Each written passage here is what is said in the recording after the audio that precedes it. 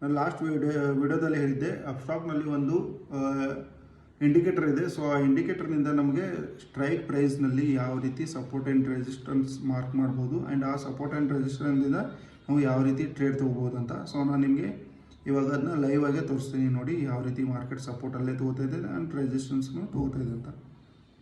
ನೋಡಿ Upstox and ಇವತ್ತಿನ 23,000 C ಯಾವ ರೀತಿ ಮಾರ್ಕೆಟ್ ನೋಡಿ. ಸೊ ಇದನ್ನ ಬ್ರೇಕ್ ಮಾಡ್ತು ಆ್ಯಂಡ್ ಮತ್ತೆ ಇಲ್ಲೇ ರೆಸಿಸ್ಟೆನ್ಸ್ ತೊಗೊಂಡು ಇಲ್ಲೇ ಇವಾಗ ಇದು ನೋಡಿ ಯಾವ ರೀತಿ ಮಾರ್ಕೆಟ್ ಅದ್ರ ನಿಮಗೆ ಲೈನ್ನ ತೋರಿಸ್ತದೆ. ಆ ಪ್ರೈಸ್ನಲ್ಲೇ ಮಾರ್ಕೆಟ್ ಮೂಮೆಂಟಮ್ ಆಗ್ತಿದೆ, ಅಂದರೆ ಸೈಡ್ ವೈಸ್ ಇದೆ.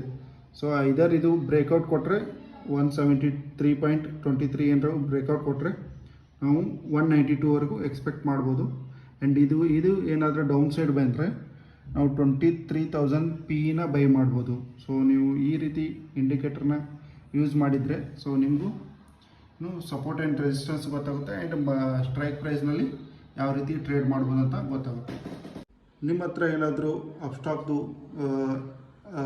ಟ್ರೇಡಿಂಗ್ ಟರ್ಮಿನಲ್ ಇಲ್ಲ ಅಂತಂದರೆ, ಬ್ರೋಕರ್ ಇಲ್ಲ ಅಂತಂದರೆ, ಸೊ ನಾನು ನನ್ನ ಬಯೋದಲ್ಲಿ ಲಿಂಕ್ ಹಾಕಿರ್ತೀನಿ. ಸೊ ಅದರಿಂದ ನೀವು ನಿಮ್ಮ ಈ ಅಕೌಂಟ್ನ ಫ್ರೀಯಾಗಿ ಓಪನ್ ಮಾಡ್ಕೋಬೋದು. ಓಪನ್ ಮಾಡಿಕೊಂಡು ಇದರಲ್ಲಿ ಟ್ರೇಡ್ ಮಾಡಿ. Thank you.